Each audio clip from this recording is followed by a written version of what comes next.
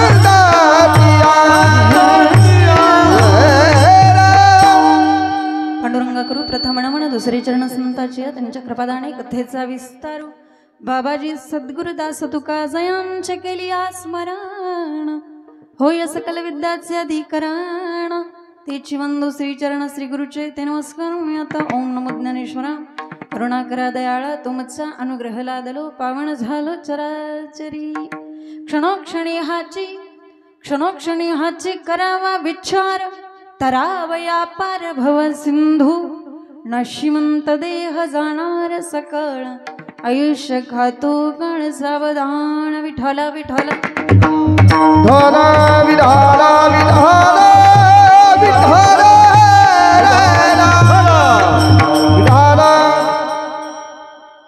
प्रस्तुत प्राप्त प्रसंगी प्राप्त स्थळी कीर्तनरूपी सेवेकरता घेतलेला अभंग वारकरी संप्रदायाच्या कलशस्थानी विराजमान असणारे जगद्गुरु जगद्वंदनीय श्रीमंत श्री तुकोबाराय यांचा सर्वांच्या परिचयाचा उत्कृष्ट असा आणि 4 चरणाचा अभंग आज या ठिकाणी सेवेसाठी घेतलेला आहे। आज या ठिकाणी ज्या निमित्ताने आपण सर्वजण उपस्थित झालेला आहात ते निमित्त सर्वांना ज्ञातच आहे, तरी पण सांगणं महत्त्वाचं आहे। आज या ठिकाणी ज्यांचं प्रथम पुण्यस्मरण किंवा प्रथम वर्षश्राद्ध म्हणूया ते असणारे या सूर्यवंशी परिवारातील पिताश्री कैलासवासी जयसिंग, ज्यांना अण्णा म्हणायचे, जयसिंग रामचंद्र सूर्यवंशी यांच्या प्रथम वर्षश्राद्धाच्या निमित्ताने आजची ही कीर्तनरूपी सेवा या परिवाराने माझ्याकडे दिली, त्याबद्दल या परिवाराचं मी मनापासून आभार मानते। आणि या परिवारामध्ये यांच्या पाठीमागे असणारा त्यांचा परिवार, त्यांच्या पत्नी गभा अलका जयसिंग सूर्यवंशी, तसेच त्यांचे भाऊ श्री ज्ञानदेव रामचंद्र सूर्यवंशी, तसेच श्री शिवाजी रामचंद्र सूर्यवंशी, तसेच सौभाग्यवती उमा अनिल थोरात त्यांची मुलगी आहे, तसेच त्यांची मुलगी सौभाग्यवती अर्चना सचिन जाधव, तसेच सौभाग्यवती आशा संतोष भालेराव, तसेच सौभाग्यवती अनुष्का अतुल जाधव असे त्यांच्या मुली आहेत। आणि मुलगा श्री कृष्णा जयसिंग सूर्यवंशी त्यांचे चिरंजीव आहेत, त्यांच्या सुनबाई सौभाग्यवती पूजा कृष्णा सूर्यवंशी। अशा पद्धतीने हा समस्त सूर्यवंशी परिवार आहे व त्यांचे सर्व नातेवाईक। या ठिकाणी या परिवाराचं करावं तेवढं कौतुक कमी आहे। आज खूप सुंदर पद्धतीने आजच्या ह्या कार्यक्रमाचं आपण नियोजन केलेलं आहे। सुंदर असा मंडप आहे, साऊंड सर्व्हिस आहे। आजच्या कीर्तनासाठी उपस्थित असणारे सर्व भजनी मंडळ आहेत, गायनाचार्य आहेत। या ठिकाणी आमच्या कार्यक्रमासाठी विशेष करून आज ज्यांची गायनाची साथ लाभलेली आहे ते हरिभक्त परायण आदरणीय वंदनीय आमचे देसाई बाबा आहेत, तसेच आदरणीय हरिभक्त परायण गायनाचार्य PDR महाराज। खूप सुंदर अशा पद्धतीने आवाज आहे। आणि ज्यांची मृदंगाची साथ ते आमचेच बंधू जीवन महाराज धायगुडे, जो आजचा हा कार्यक्रम पुन्हा यूट्यूब चॅनलवरती तेच दाखवणार आहेत, चॅनलसुद्धा ते चालवतात। वैष्णवी धायगुडे ऑफिशियल यूट्यूब चॅनलला हाच कार्यक्रम तुम्हाला नंतर पाहायला मिळणार आहे। अशा पद्धतीने खूप सर्वांचं सुंदर असं सहकार्य आहे, सुंदर अशी साथ आहे। सर्वांच्या साथीने आणि सर्वांच्या उपस्थितीने आपल्या कार्यक्रमाला सुरुवात। विठाल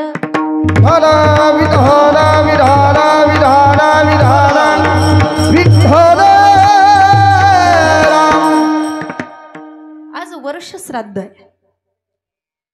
वर्ष श्राद्ध म्हणजे जो विधी आपण वर्षाने करतो आणि जो विधी आपण श्रद्धेने करतो त्याला म्हणायचं वर्ष श्राद्ध।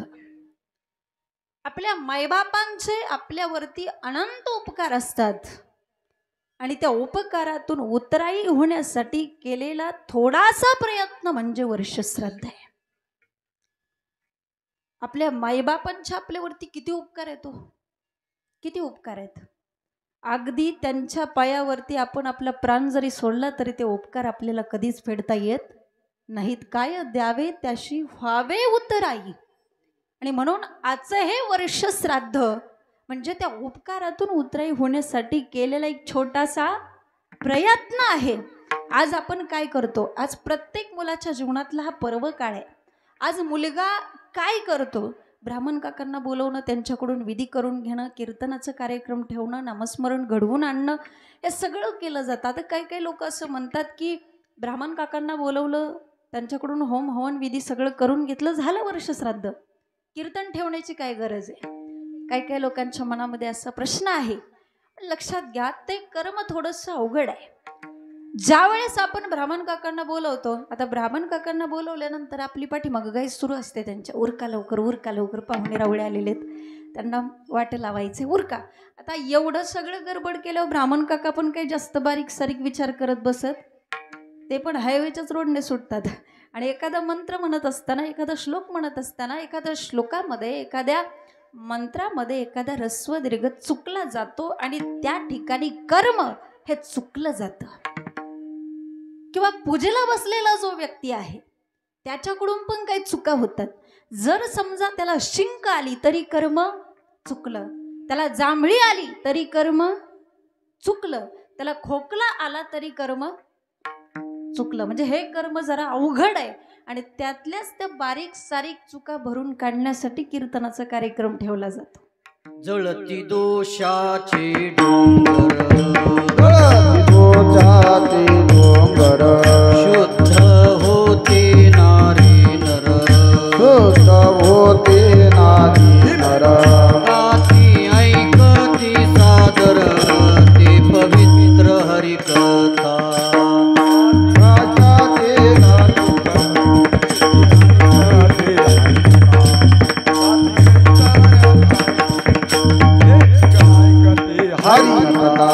जळती दोषाचे डोंगर,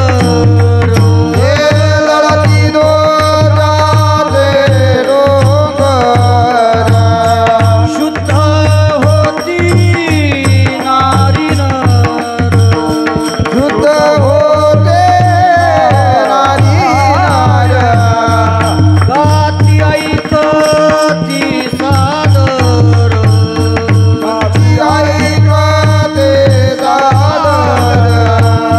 ते पवित्र हरिकथा, पवित्र हरिकथा. हे पवित्र हरिकथा, पवित्र हरिकथा.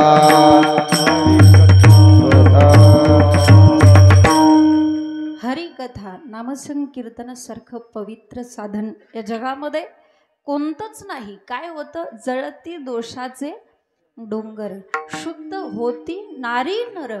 त्यामुळे आज कलियुगामध्ये माणसाच्या जीवनाचा उद्धार व्हावा असं जर वाटत असेल, कलियुगी उद्धार हरीच्या नामे, म्हणून हे नामसंकीर्तन केलं जातं. आणि आपल्या पूर्वजांना मार्ग सुखकर व्हावा असं जर वाटत असेल तर माऊली म्हणतात, पूर्वजा वैकुंठ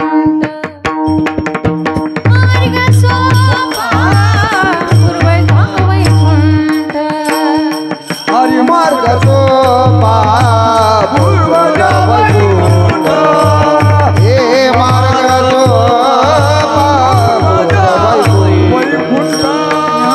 देव भारे झाला हरी पाठ, ज्ञानदेव बोले झाला हरी पाठ, देव भारे झाला हरी पाठ, ज्ञानदेव बोले झाला हरी पाठ. पूर्वजा वैकुंठ मार्ग सोपा, पूर्वजा वैकुंठ मार्ग सोपा, पूर्वजा वैकुंठ. मार्ग सोपा, पूर्वजा वैकुंठ.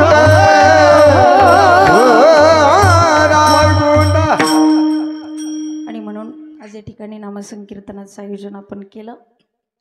ज्याच्या घरामध्ये काहीतरी संस्कार शिल्लक आहेत किंवा ज्याच्या घरामध्ये काहीतरी पुण्य शिल्लक आहे, अशाच घरामध्ये कीर्तन होत असतं. भाग्यवंता घरी भजन पूजन. आणि खऱ्या अर्थाने जीवनामध्ये चांगलं कर्म केलंच पाहिजे. कारण काय तर जन्म घेणं माणसाच्या हातामध्ये का? जन्म घेणं आपल्या हातामध्ये का? नाही. मरण आपल्या हातामध्ये का? नाही. पण कसं जगायचं हे तरी आपल्या हातामध्ये ना. आणि जगण्यावरती माणसाचं मरण अवलंबून असतं. म्हणून माणसाने जिवंत असताना जेवढं काय आपल्या हातून आपल्याला चांगलं करता येईल तेवढं करण्याचा प्रयत्न केला पाहिजे. कारण शेवटी मेल्यावर आपल्या सोबत येणार आहे काय? केले कर्म झाले, केले कर्म झाले, केले कर्म झाले त्याची भोगाले. केले कर्म झाले, केले कर्म झाले, केले कर्म झाले त्याची भोगाले. गेले कर्म झाले, गेले कर्म झाले, गेले कर्म झाले ते भोगाले. गेले कर्म झाले, झाले गेले कर्म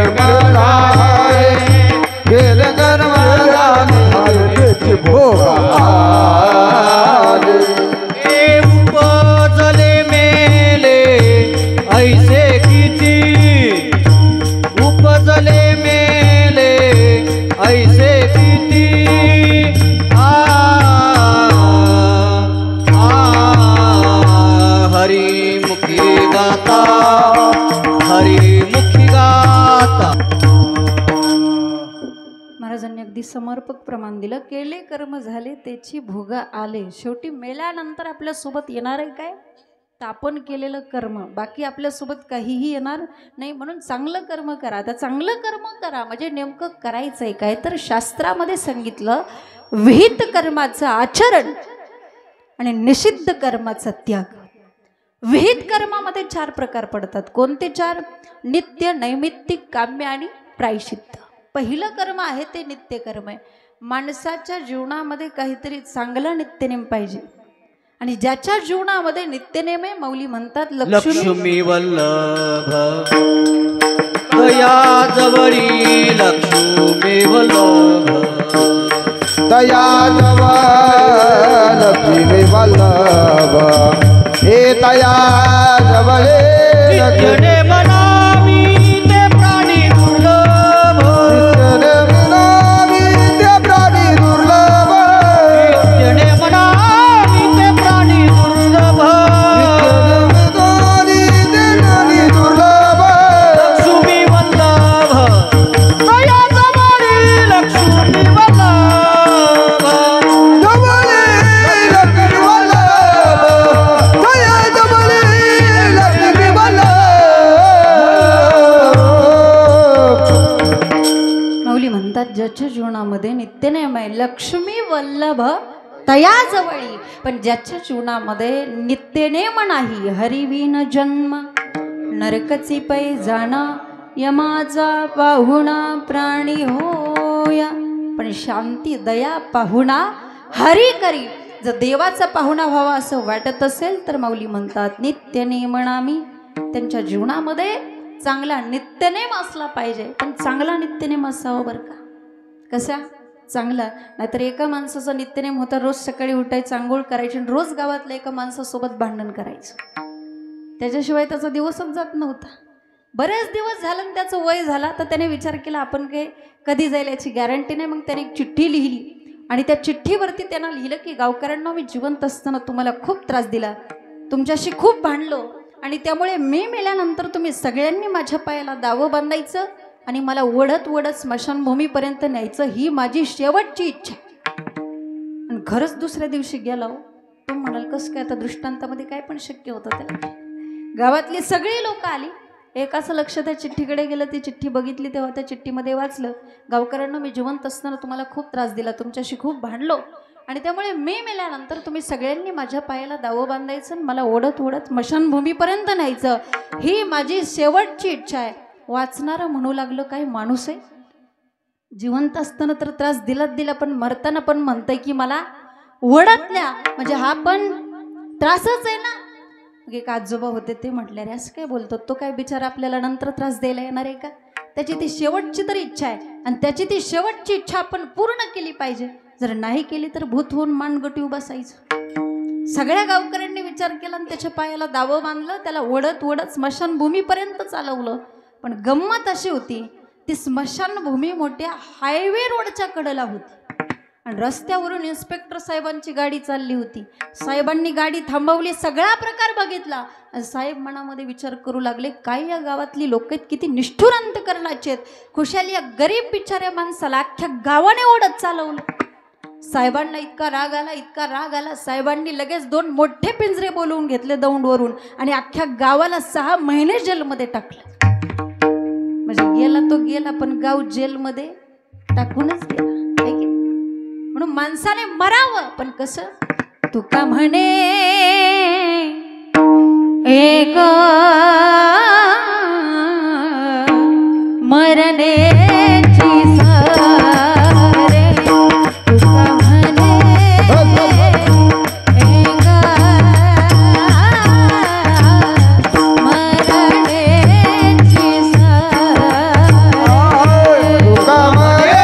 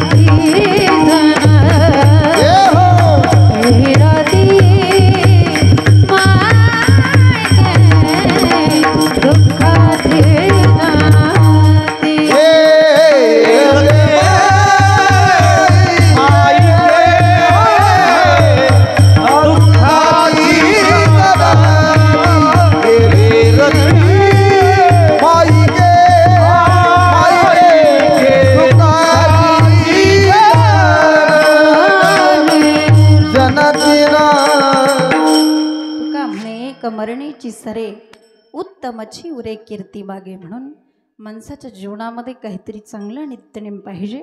शास्त्रामध्ये दुसरं कर्म सांगितलं ते नैमित्तिक सांगितलं, ते आपण नंतर बघू.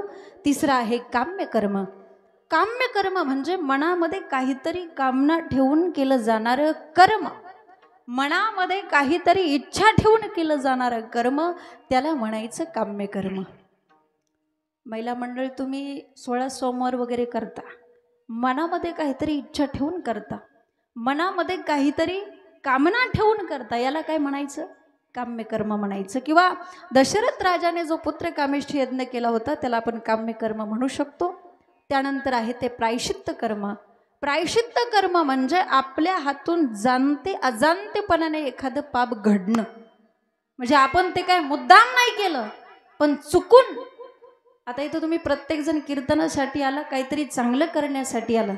कोणी पायी चालत आले तर कोणी गाडीवरती आले, पण येत असताना चुकून तुमच्या पायाखाली किंवा चुकून तुमच्या गाडीखाली एखादी किडा मुंगी ही मरण पावली, मग त्या ठिकाणी काय झाले हो? पाप झालं का पुण्य? पापच झालं ना. बरं, तुम्ही काय त्याच्यावरती मुद्दाम पाय दिलाय का? नाही. पण मुद्दाम पडला काय आणि चुकून पडला काय? पापच झालं ना.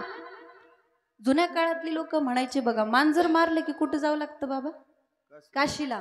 मग तिथं गेल्यानंतर एखादा वेदोक्त ब्राह्मण पाहावा लागतो, त्याच्याकडून होम हवन विधी पूजा वगैरे सगळं करून घ्यावं लागतं.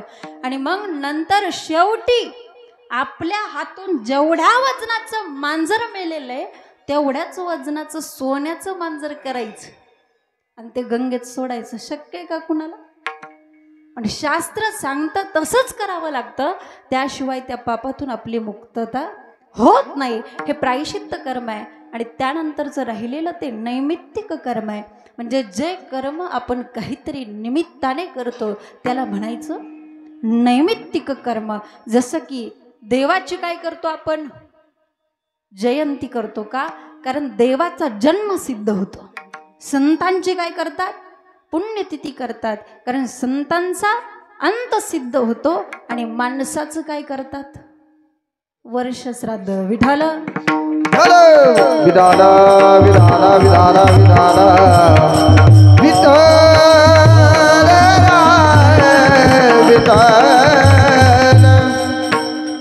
मी सांगितलं मगाशी वर्ष श्राद्ध म्हणजे काय.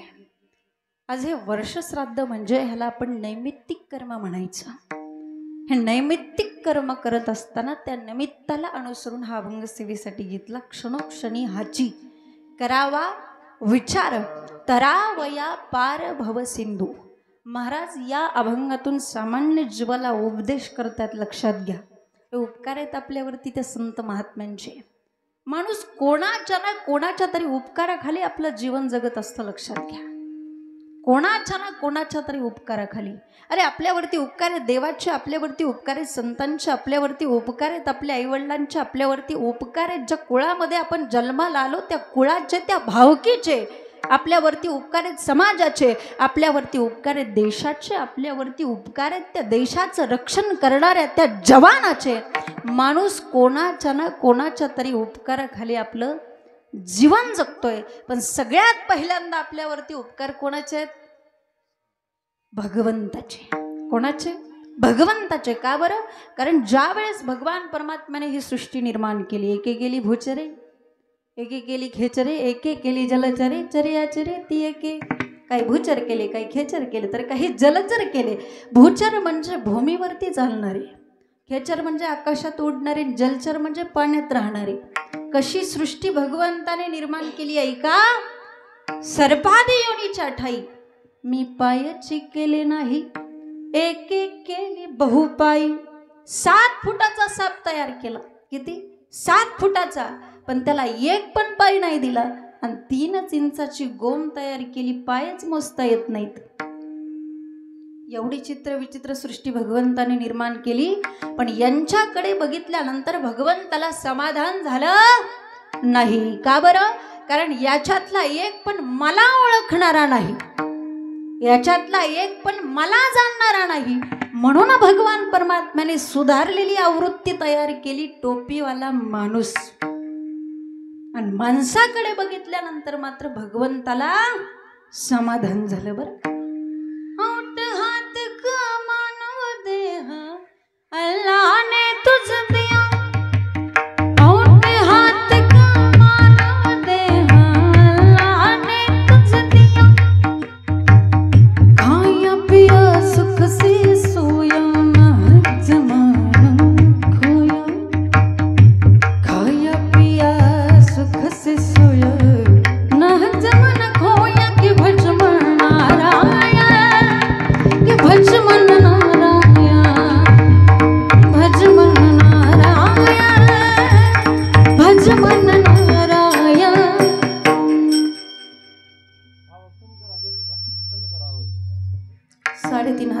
देह भगवान परमात्म्याने आपल्याला दिला, पण ज्या वेळेस हा देह निर्माण झाला त्यावेळेस मात्र भगवान परमात्म्याला आनंद वाटला, समाधान वाटलं. का बरं?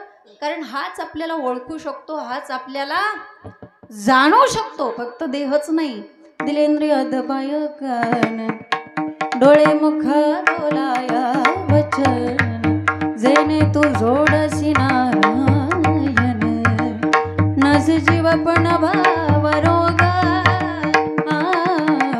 दिलेंद्रिय दबाय कान, डोळे मुख बोलाया वचन.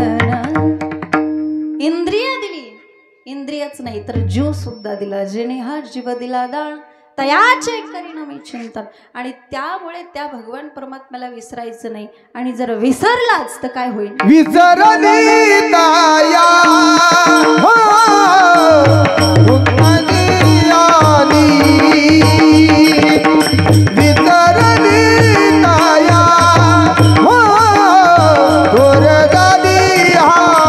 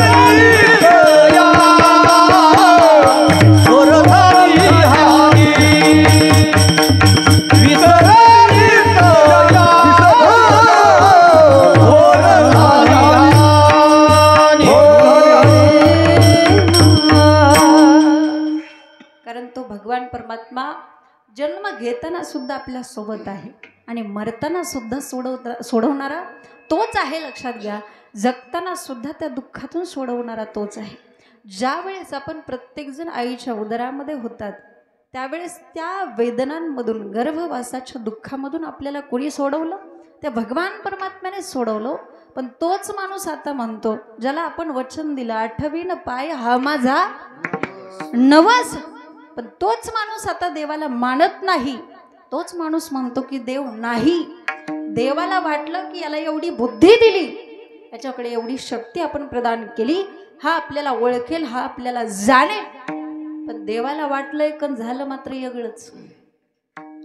कधी कधी आपल्या पण जीवनामध्ये आपल्याला वाटतंय पण होतं वेगळं. होतं का नाही? एक भिकारी असतो, तो भिकारी पुण्यासारख्या शहरामधून फिरत असतो आणि जोराचा मोठा पाऊस सुरू होतो. आता एवढ्या मोठ्या पावसामध्ये जायचं कुठं? इकडं तिकडं आडवसा शोधत असतो. शहर आहे, त्या शहरामध्ये आपल्यासारख्या चांगल्या माणसाला कोणी जागा देत नाही आणि भिकाऱ्याला कोण जागा द्यायची? इकडं तिकडं बघत होता, आडवसा शोधत होता, पाऊस सुरू होता. पण तो जिथं उभा होता तिथे एक पोलीस स्टेशन होतं आणि समोरून एक बाई हातामध्ये छत्री घेऊन येत होती. त्यावेळेस त्याने एक आयडिया केली, ही जर का बाई आपल्या जवळ आली की हिच्या हातातली छत्री आपण हिसकावून घ्यायची. मग ती ओरडेल, मग पोलीस लोक येतील, आपल्याला घेऊन जातील. तेवढीच आपली एक रात्र मस्तपैकी आरामामध्ये निघून जाईल. आणि जशी ती बाई त्याच्या जवळ आली तशी तो म्हटला, त्याने त्याच्या हातातली छत्री हिसकावून घेतली. तशी ती बाई म्हटली, बाई तुमची असली तर घेऊन जा बाया, मी पण दुसऱ्याचीच आणली होती. पण याला वाटलं एकन झालं मात्र वेगळं. तसं देवाला वाटलं एकन झालं मात्र वेगळं. विठाल विठाल विठाल विठाल विठाल. म्हणून त्या भगवान परमात्म्याला का विसरायचं नाही? कारण जन्म घेताना त्या दुःखातून सोडवणारा तो भगवान परमात्मा आहे. जगताना सुद्धा प्रत्येक माणसाच्या जीवनामध्ये दुःख आहे. तर प्रत्येकाच्या जीवनातला अनुभव आहे. एक अडचण संपत नाही तोपर्यंत दुसरी अडचण आपल्या समोर उभीच आहे. असं प्रत्येक जीवनातला प्रत्येकाचा अनुभव आहे. तुम्हाला एक दृष्टांत सांगेल. एक श्रीमंत सावकार असतो आणि त्याच्या घरी अशा लहान मोठे अशा 100 जनावरं असतात आणि त्या जनावरावरती लक्ष ठेवण्यासाठी त्याने एका नोकराला ठेवलेलं असतं. तो नोकर रात्रभर त्या जनावरावरती लक्ष ठेवायचा. पण एके दिवशी तो नोकर त्या मालकाला म्हटलं, मालक, मी रात्रभर दिवसभर जनावरावरती लक्ष ठेवतो, पण मला विश्रांती भेटत नाही, मला विश्रांती मिळाली पाहिजे, असं काहीतरी नियोजन करा. आणि मग मालकाने सांगितलं, हे बघ, संध्याकाळी सगळी जनावरं खाली बसली की तू जाऊन झोपायचं. संध्याकाळ झाल्यानंतर सगळी जनावरं खाली बसायची. तो वाट बघू लागला. अशी एक करत करत 99 जनावरं खाली बसली. पण एक वासरू होतं ते काही खाली बसतच नव्हतं. मग त्याने विचार केला, आपण जावं, त्याला धरून खाली बसवावं, म्हणजे आपल्याला जाऊन झोपता येईल. तो गेला, त्या वासराला धरून खाली बसवू लागला. पण गंमत अशी झाली, ते वासरू तर काही खाली बसलंच नाही, पण त्याच्या आवाजाने बसलेली जी 99 होती ती उठून उभी राहिली. असंच आहे का नाही आपल्या जीवनातलं? हा, एक संकट मिटत नाही तोपर्यंत 1000 संकट आपल्या समोर उभे आहेत. परंतु भगवंताचं चिंतन करा, चिंता राहणारच नाही. भगवंताच्या चिंतनापासून दूर जा, चिंता जवळ आल्याशिवाय राहणार नाही. म्हणजे भगवंताच्या चिंतनामध्ये सुख आहे, समाधान आहे. भगवंताचं चिंतन, परमार्थ तुमच्या संसारातलं दुःख नष्ट करत नाही. कारण संसार हा मुळातच संसार दुःख मूळ, संसार हा दुःख मूळच आहे. भगवंताचं चिंतन किंवा परमार्थ तुमच्या संसारातलं दुःख नष्ट करत नाही, तर तुम्हाला संसारामध्ये होणाऱ्या वेदना कमी करतो. काय करतो परमार्थ? तुम्हाला संसारामध्ये होणाऱ्या दुःखाच्या वेदना कमी करतो. म्हणून परमार्थ केला पाहिजे. जगताना सोडवणारा तो आहे आणि मरताना सुद्धा सोडवणारा कोण आहे? तुका म्हणे, तुला सोडविना कोणी, एका चक्र पाणी वाचोनिया. आयुष्यभर जर अखंडतेने त्या भगवान परमात्म्याचं नामस्मरण केलं असेल तर मरताना त्याचं नाव मुखामध्ये येईल. अंतकाळी ज्याच्या नाम आले मुखा, तुका म्हणे सुखा पार नाही. आणि आपण त्या जन्म मरणाच्या दुःखातून सुटल्याशिवाय राहणार नाही. पण मरताना होतं काय? मरताना भगवंताचं नाव मुखामध्ये घेणं सोपं आहे, पण ते मुखाला येणं मात्र खूप अवघड आहे बरं का. माझे शब्द प्रयोग तुम्ही नीट लक्षात घ्या. भगवंताचं नाव मुखामध्ये घेणं सोपं आहे, पण ते मुखाला येणं खूप अवघड आहे. त्याकरता परमार्थामध्ये अखंडता असावी लागते. आणि कधीतरी मरणावरती विचार आपण केला पाहिजे. सामान्य माणूस हा मरणावरती विचार करत नाही. साधू हा मरणावरती विचार करतो आणि तो स्वतः ठरवतो की मला मरायचंय कधी. तो स्वतः निर्णय घेतो. अंतकाले च मामेव स्मरण मुक्त्वा कलेवरम या प्रयाती समद्भावम याती नास्तित्र संशय. तो स्वतः ठरवतो की मला मरायचंय कधी. पण सामान्य माणूस कधी मरणावरती विचारच करत नाही. म्हणजे सामान्य माणसाचं कसं आहे, झाला जन्म, झालं लग्न, झाली पोरं, आलं मरण, हे सामान्य माणसाचं जीवन. साधूचं तसं नाही. कधीतरी मरणावरती विचार केला पाहिजे. का भक्ताची देवाकडे प्रार्थना आहे की देवा, माझं मरण कसं असावं. इतना तो करना स्वामी, जब प्राण तन से निकले, गोविंद नाम लेके, तब प्राण तन से निकले. उस वक्त जल्दी आना, नहीं शाम भूल जाना, राधे को साथ लाना, जब प्राण तन से निकले, जब कंठ प्राण आए,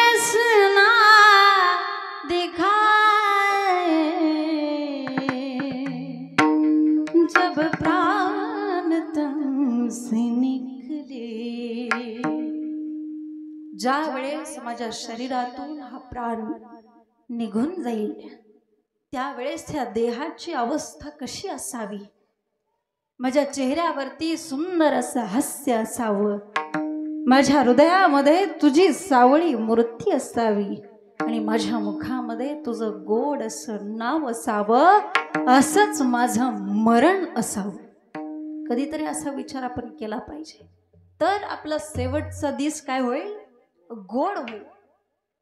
यासाठी केला होता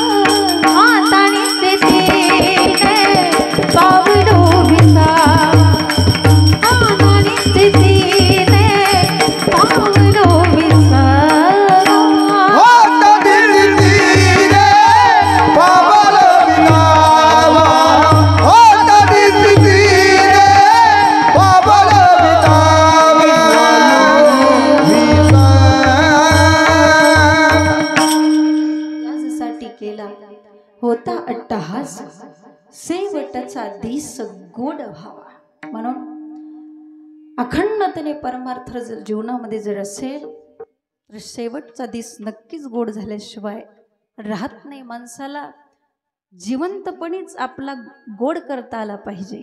लक्षात घ्या, जिवंतपणीच आपला प्रत्येक दिवस गोड करता आला पाहिजे. आणि तो गोड कशाने होईल तर फक्त भगवंताच्या नामस्मरणाने होईल. आणि जीवनामध्ये जन्म मरणाचं जे दुःख आहे, हे जे चक्र चालू आहे, ते जर थांबवायचं असेल तर भगवंताच्या नामाशिवाय दुसरा कोणताही पर्याय या जगामध्ये नाही. लक्षात घ्या, जन्म घेताना दुःख आहे, जगताना दुःख आहे, मरताना दुःख आहे. जगताना किती दुःख आहे, मरताना किती दुःख आहे, जन्म घेताना किती दुःख आहे. काय सांगू गर्भीची यातना मज भोगीता नारायण, मांस मळ मूत्र जाण मज क्षण क्षण द्यात जे.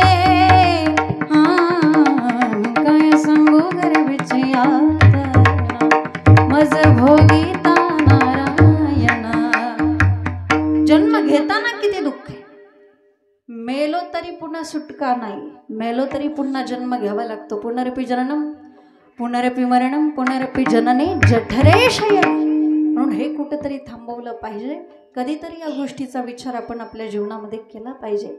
आणि विचार जर केला तर ज्ञानी माणसाला पुन्हा जन्म नाही, ज्ञानी माणसाला पुन्हा मरण नाही. न तद्भासयते सूर्यो न शशांको न पावकः यद्गत्मान निवर्तन्ते तद्धाम परमं मम. महाराज सांगतात, या जगामध्ये काही गोष्टी अशक्य होतील, शक्य होतील, परंतु ज्ञानी माणसाला पुन्हा जन्म नाही. सरिता योनिया चढती ब्रह्मगिरी, परिधानी न धरी जन्म काही. चंदनासी होया बाबुळत्व प्राप्ती, परिज्ञानी नशी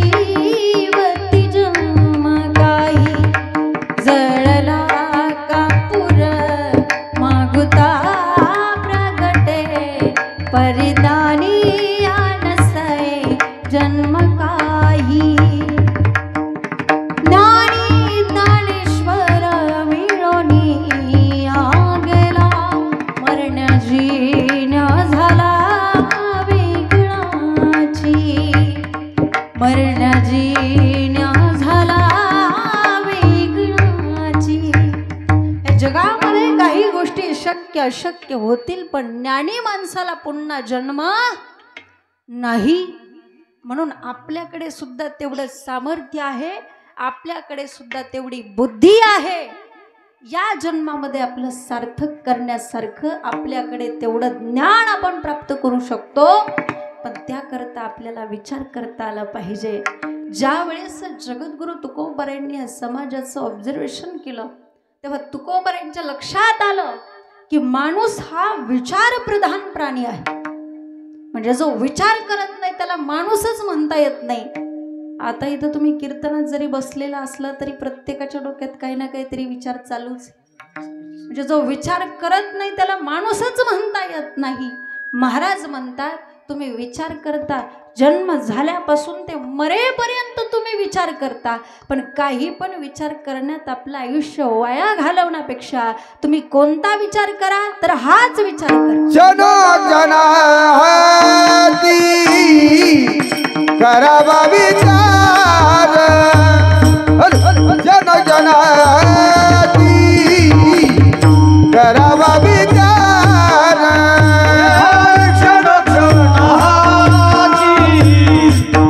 करावा विचार जन जनाती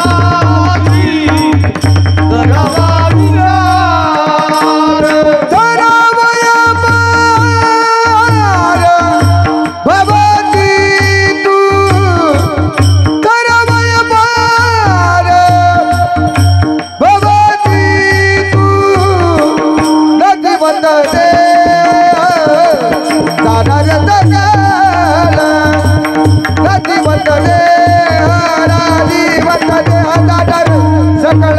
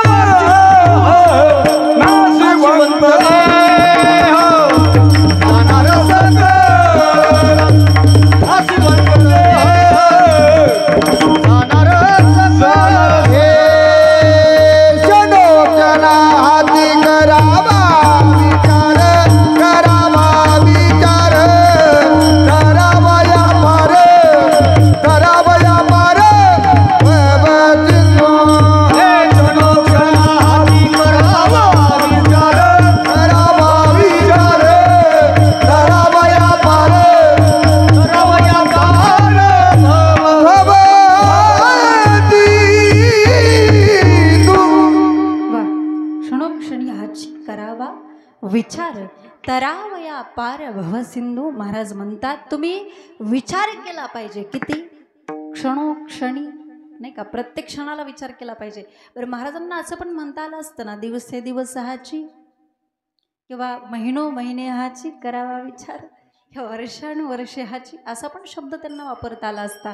पण महाराज काय म्हणतात, क्षणोक्षणी प्रत्येक क्षणाला विचार केला पाहिजे। का बरं? कारण पुढच्या क्षणापर्यंत जगू शकेलच का नाही याची गॅरंटी देता येत नाही। म्हणून आपल्या जीवनातला प्रत्येक क्षण हा महत्त्वाचा आहे। म्हणून प्रत्येक क्षणाला आपण विचार केला पाहिजे। कोणता विचार करायचा, किती विचार करायचा आणि विचार कसा पाहिजे, सारा विचार करा उठा उठी विचार केलाच पाहिजे। कारण विचारा वाचून न पविजे समाधान। क्षणोक्षणी प्रत्येक क्षणाला विचार केला पाहिजे। बघा तुम्ही हरिपाठामध्ये माऊली पहिल्याच अभंगामध्ये म्हणतात, देवाची द्वारी उभा क्षणभरी, की बाबा तू देवाच्या द्वारामध्ये क्षणभर तरी उभा राहा। पण हरिपाठाच्या शेवटच्या अभंगामध्ये महाराज म्हणतात, रिकामा अर्ध घडी राहू नको। म्हणजे क्षणभर म्हणता म्हणता तू त्या हरीच्या नामस्मरणामध्ये इतका रममान हो की आता रिकामा अर्ध घडी राहू नको। आता त्या हरीचं नामस्मरण केल्याशिवाय तू राहूच नको, असा त्याचा अर्थ होतो। आणि प्रत्येक क्षण जीवनामधला महत्त्वाचा आहे, कारण माणसाचं आयुष्य फार कमी आहे। थोरा मोठ्यांच्या आयुष्याचा जर आपण विचार केला तर त्यांच्या आयुष्याच्या पुढे आपलं आयुष्य काहीच नाही हो. हिरण्यकश्यपूचं आयुष्य किती होतं? हिरण्यकश्यपूचं सांगता येईल कोणाला? नाही सांगता येणार, जाऊ द्या, मी त्यासाठीच आली. हिरण्यकश्यपूचं आयुष्य होतं, लक्ष देऊ नाही का, 60,30,10,700 वर्ष आणि 9 महिने. राहिले लक्षात? किती लक्ष आहे ना? 60,30,10,700 वर्ष आणि 9 महिने एवढा कालावधी जगला कोण? हिरण्यकश्यपू. मग त्याच्या आयुष्याच्या पुढं आपलं 62 कुठे ठेवतात? अल्प आयुष्य मानव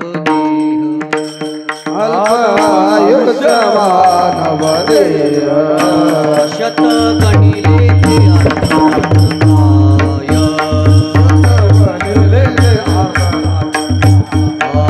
मध्ये बालत्व पिडारुक्षय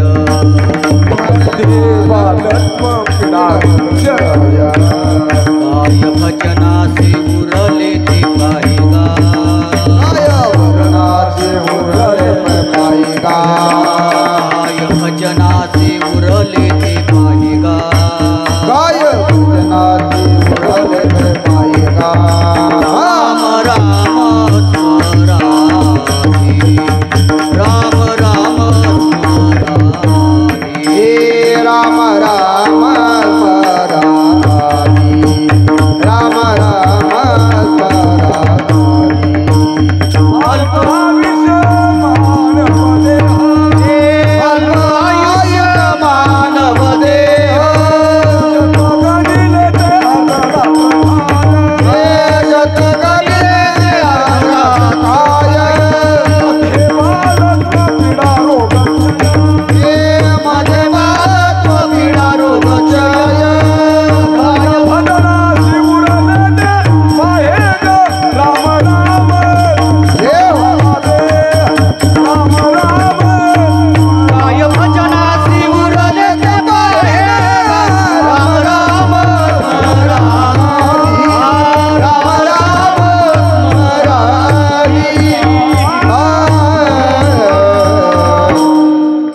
अल्पायुष्य मानव देह शत गणिले ते अर्धरात्र खाय.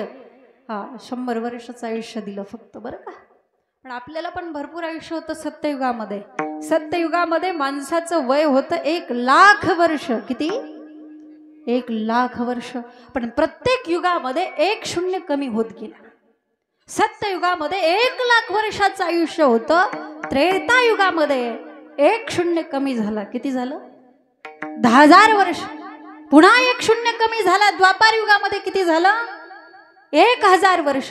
पुन्हा 1 शून्य कमी झाला. कलियुगामध्ये किती झालं? 100 वर्ष. आता आपण सगळे मिळून त्या भगवंताला एकच प्रार्थना करू की आता काही शून्य कमी करण्याच्या भानगडीत पडू.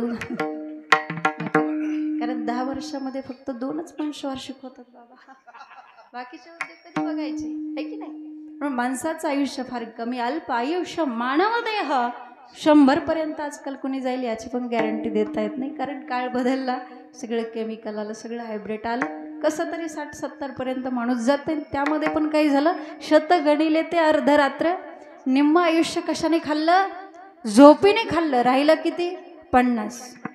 तर काय काय लोक तर दिवसा पण झोपतात. त्यांचं काय होत असेल काय माहित बा. दिवसा झोपू नये. आपण म्हणतो आयुष्य कमी होतं. आयुष्यातला प्रत्येक क्षण महत्वाचा आहे आणि तो आपण समजून घेतला पाहिजे, विचार केला पाहिजे. कोणता विचार करायचा हे देखील महाराजांनी सांगितलं. कोणता करायचा? तरा वया पार भवसिंधू. हा भवसिंधू तरुण जाण्याचा आपण विचार केला पाहिजे. भव म्हणजे संसार आणि सिंधू म्हणजे सागर. म्हणजे संसाराला महाराजांनी कशाची उपमा दिली? समुद्राची, सागराची उपमा दिली. समुद्राची उपमा का दिली?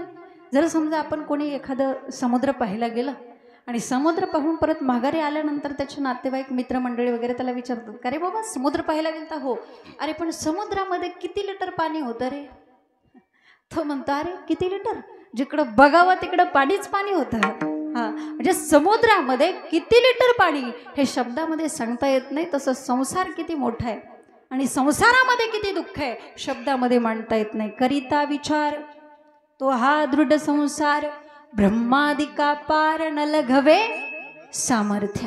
आणि म्हणून या संसाराला बऱ्याच उपमा आहेत तशा. काही ठिकाणी बहुरोग म्हटलं, काही ठिकाणी सर्प म्हटलं. म्हणून रुसलो संसारा सर्प हा विखार पांढरा.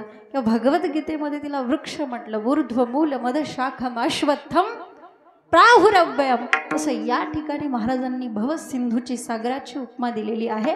म्हणून हा विचार आपण केला पाहिजे की हा सागर आपल्याला कशा पद्धतीने तरून जाता येईल. कारण माणसाचं आयुष्य फार कमी आहे आणि हा देह नाशिवंत आहे. महाराज अभंगाच्या द्वितीय चरणामध्ये नाशिवंत देह जाणार सकल, नाशिवंत देह जाणार सकल, नाशिवंत देह जाणार सकल,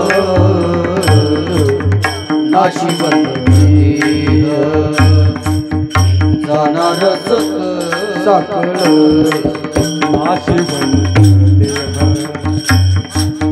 जाणार सकल, वा वा. नाशिवंत देह जाणार सकल, नाशिवंत देह जाणार सकल, नाशिवंत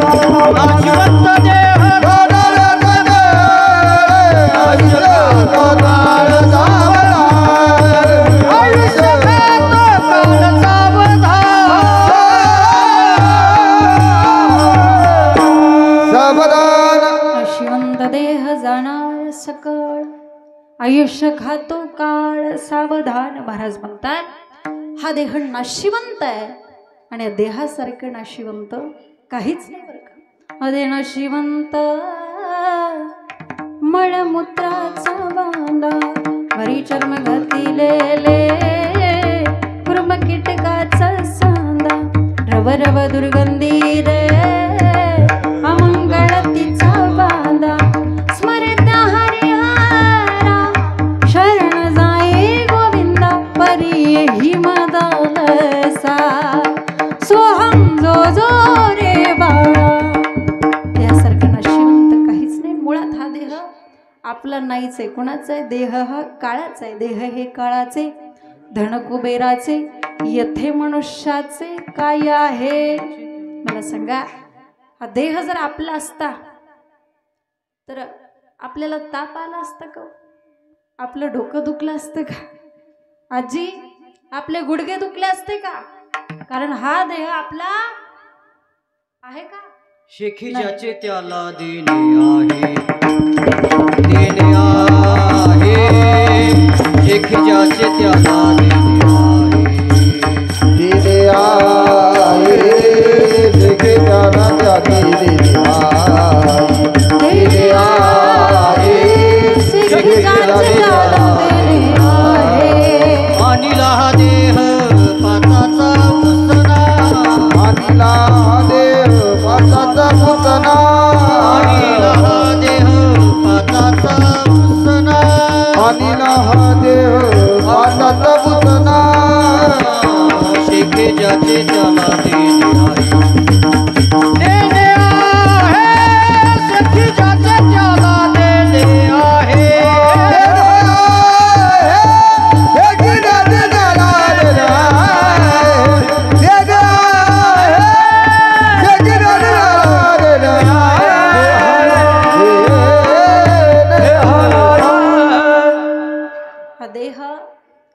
आपला नाहीये, सेखी ज्याचे त्याला देणे आहे.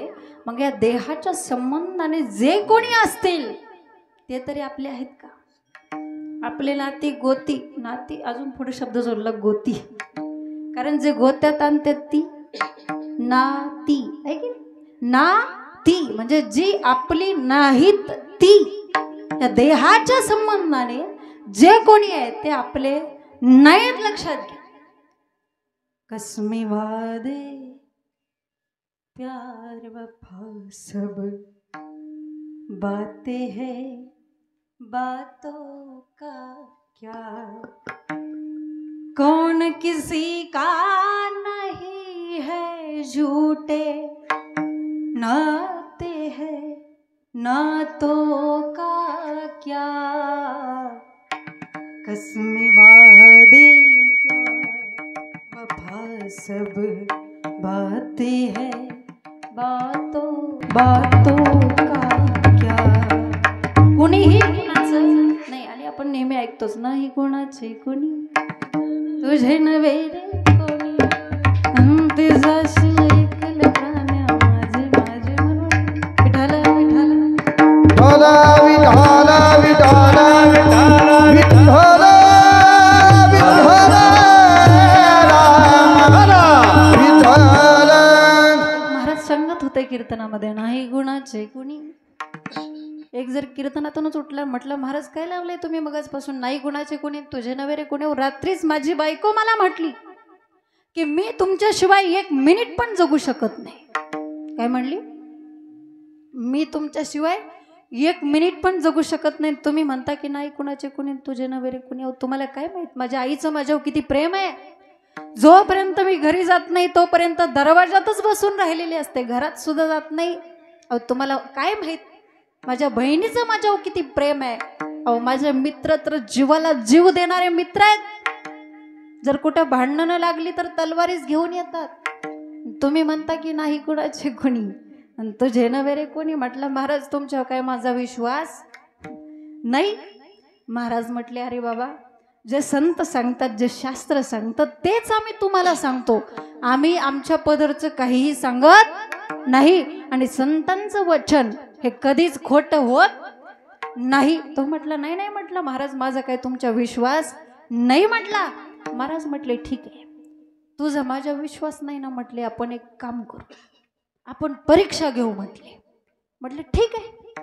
महाराज म्हटले एक काम कर, माझ्याकडे एक मुळी, ती मुळी तू खायची, तुला काहीच होणार नाही, फक्त तुझ्या नाड्या बंद होतील.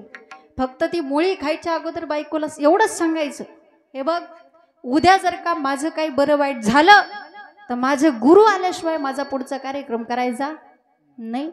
गेला घरी गेल्या गेल्या बायकोला म्हटलं हे बघ उद्या जर का माझं काही बरं वाईट झालं तर माझ्या गुरूंना बोलवल्याशिवाय माझा पुढचा अंत्यविधी उरकायचा नाही. बायको म्हटली आज ह्यांना नेमकं झालंय तरी काय. म्हटली बसा, मी जरा चहा घेऊन येते. किचनमध्ये गेली चहा आणण्यासाठी, तेवढ्या त्याने ती मुळी खाल्ली आणि असा गप झोपला. बायको चहा घेऊन आली. अहो चहा घ्या.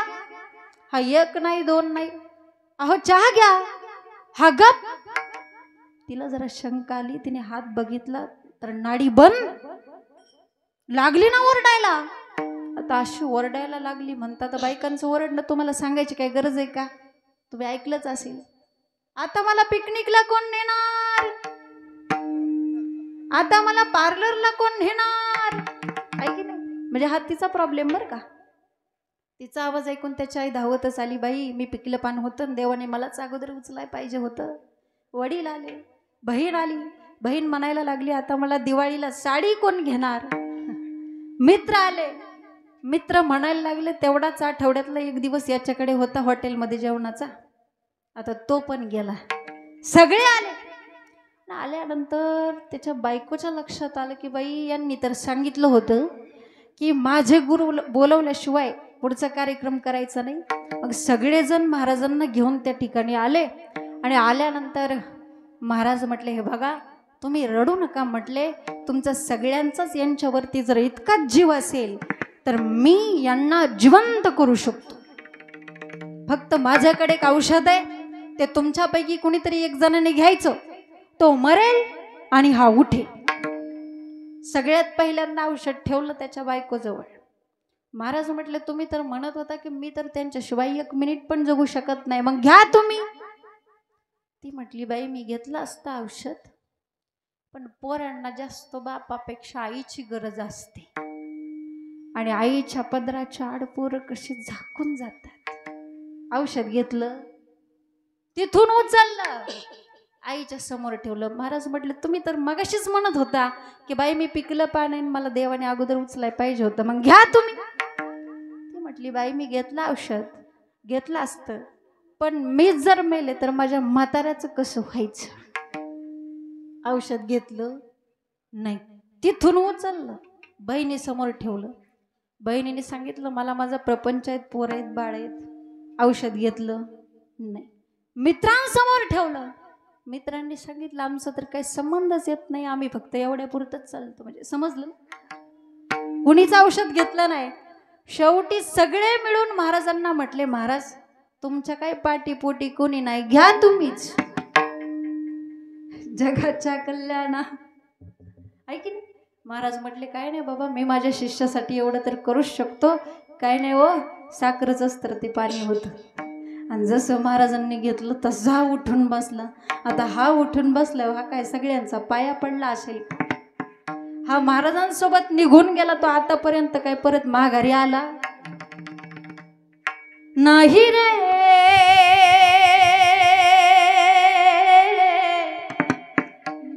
नाही कुणाचे कुणी हो, नाही रे, नाही कुणाचे कुणी, नाही रे, नाही कुणाचे कोणी, नाही रे, नाही कुणाचे कोणी. बहीण कुणाची पाम कुणाचा, कोण कुणाचे सगळे सोयरे. सर्व नाही सुटतील धागी दोरे, नाही रे, नाही कुणाचे कुणी हो, नाही रे, हे हो, नाही कुणाचे कुणी. हे नाही रे, नाही कुणाचे कोणी, नाही रे, नाही कुणाचे कोणी.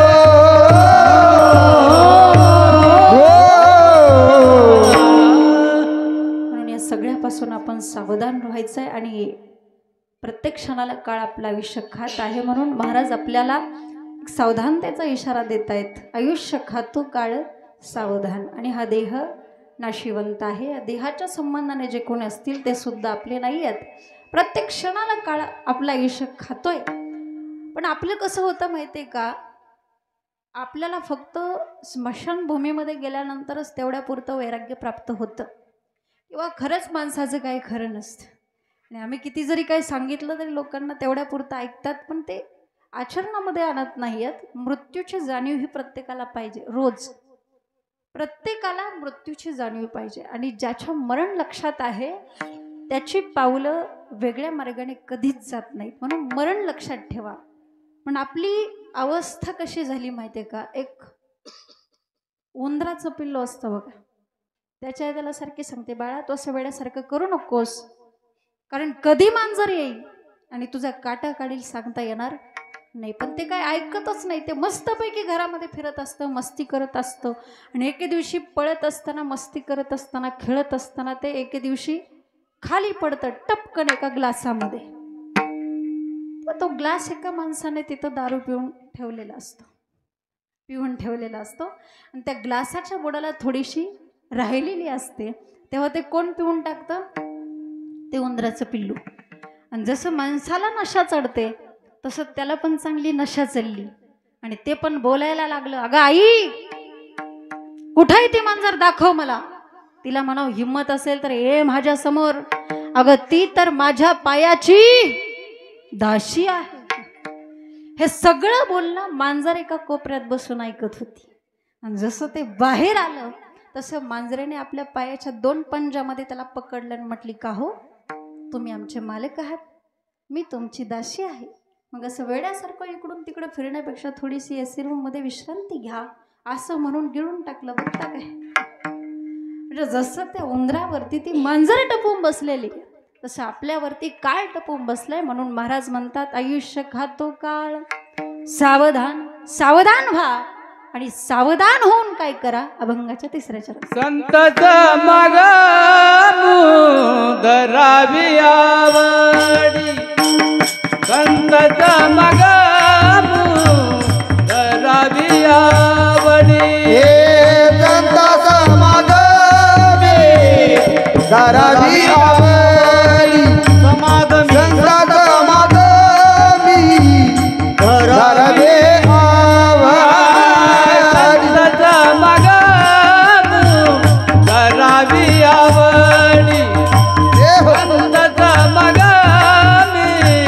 धरावी आवडी. हे संताचा माग मी धरावी आवडी, संताचा माग मी धरावी आवडी.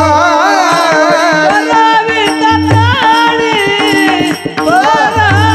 परमार्थी, धरावी ताताडी परमार्थे. नाशिवंत देव जाणार सकळ, नाशिवंत देव धरावी ताताडी, धरावी ताताडी. परमार्थी दाजीवंत देह जाणार सकळ, दाजीवंत देह जाणार सकळ. संतच माग धरावी आवडी, धरावी तातडी परमार्थी, हे हो. धरावी तातडी परमार्थी, धरावी तातडी संत समाग मी धरावी आवडी, धरावी तातडी परमार्थी, धरावी तातडी परमार्थी, धरावी तातडी परमार्थी. विठोबा रखुमाई धोपार खुमाई, धोपार खुमाई, रखुमाई धोपार खुमाई. हे विठोबार खुमाई, रखुमाई विठोबार खुमाई.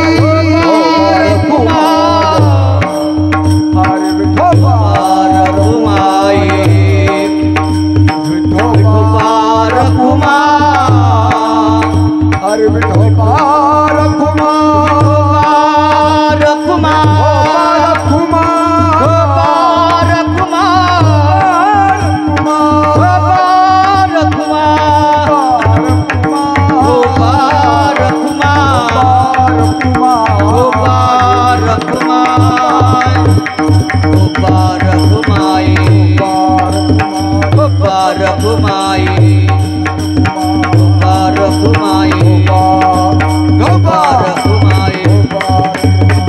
रखुमाई हरे विठोबा रखुमा,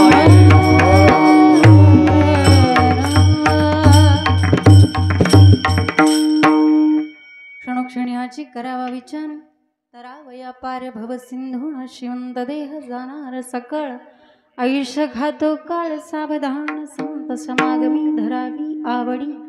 करावी तातडी परमार्थी, श्रीमंत देह जाणार सकळ. आयुष्य घातो काळ, सावधान. महाराज म्हणतात सावध व्हायचंय आणि सावध होऊन संताचा समागम करायचाय. संताच्या समागमामध्ये परमार्थ करायचाय, मनाने परमार्थ करायचा नाही. कारण माऊली म्हणतात मनोमार्ग गेला तो तेथे मुकला, हरिपाठ स्थिरवला. परमार्थ करा पण संताच्या संगतीमध्ये करा. कारण संत संगतीचे काय सांगू सुख. जेवढं संत संगतीचं महत्त्व सांगावं तेवढं कमी आहे. आणि जीवनात संतांचं ऐकलं पाहिजे, संतांचा संग केला पाहिजे. का? कारण त्याची माझे हित करीती सकळ. आपलं हित जेवढं संतांना ठाऊक असतं आणि आपल्या आईवडिलांना ठाऊक असतं, मला नाही वाटत तेवढं कोणाला दुसऱ्याला कळतं. म्हणून जीवनामध्ये आपला उद्धार व्हावा असं जर वाटत असेल तर कमीत कमी आपल्या आईवडिलाचं तरी ऐकलं पाहिजे. कारण महाराज म्हणतात, लेकुराचे हित वाहे माऊलीचे चित्त. आई वडिलाचं ऐकल्यावर कधीच कोणाचं वाटोळं होत नाही, पण आई वडिलाचं ऐकणारी मुलं कमी आहेत. लक्षात घ्या, नम्रता आजकाल मुलांमध्ये कमी झालेली आहे, अहंकार वाढलेला आहे. मला कळतं, मी शिकलेला आहे. आणि आई वडील जरी अडाणी असले तरी अरे काहीतरी उन्हाळे पावसाळे त्यांनी पण जास्त खाल्लेले असते आणि त्यांचा अनुभव तुझ्यापेक्षा मोठा आहे. त्यांचा एक अनुभव म्हणजे तुझं 25 वर्षाचं शिक्षण. म्हणून शिक्षणापेक्षा अनुभव मोठा असतो आणि अनुभवाचं आपण ऐकलं पाहिजे. मी काय सांगितलं, जीवनामध्ये आई वडिलांना आपलं हित कळतं आणि आई वडील आपल्यावरती जेवढं प्रेम करतात, जगामध्ये तेवढं प्रेम कोणीच करू शकणार नाही. कोणीच नाही बरं का. आई प्रेम करते, वडील प्रेम करतात, दोघांचं प्रेम सारखंच असतं. फक्त हृदयातलं प्रेम डोळ्यातल्या अश्रून वाटेची दाखवते, तिला आई असं म्हणतात. आणि हृदयातलं प्रेम हृदयातच झाकून जो ठेवतो त्याला बाप असं म्हणतात. कधीतरी तो बाप सुद्धा आपल्याला समजून घेता आला पाहिजे. कधीतरी त्या बापाचंही प्रेम आपल्याला ओळखता आलं पाहिजे. आयुष्यात बापाला कधीच रडता येत नाही हो. त्याला समुद्राची उपमा दिलेली आहे. जसं समुद्रामध्ये कितीही नद्या येऊन मिळत राहिल्या तरी त्या समुद्रामध्ये ताकद आहे सगळ्या नद्यांना आपल्यामध्ये समाविष्ट करून घेण्याची. अगदी त्याच पद्धतीने घरातला जो बाप आहे ना, त्या बापाच्या अंतःकरणामध्ये घरातल्या सगळ्यांचे दुःख समाविष्ट करून घेण्याची ताकद असते.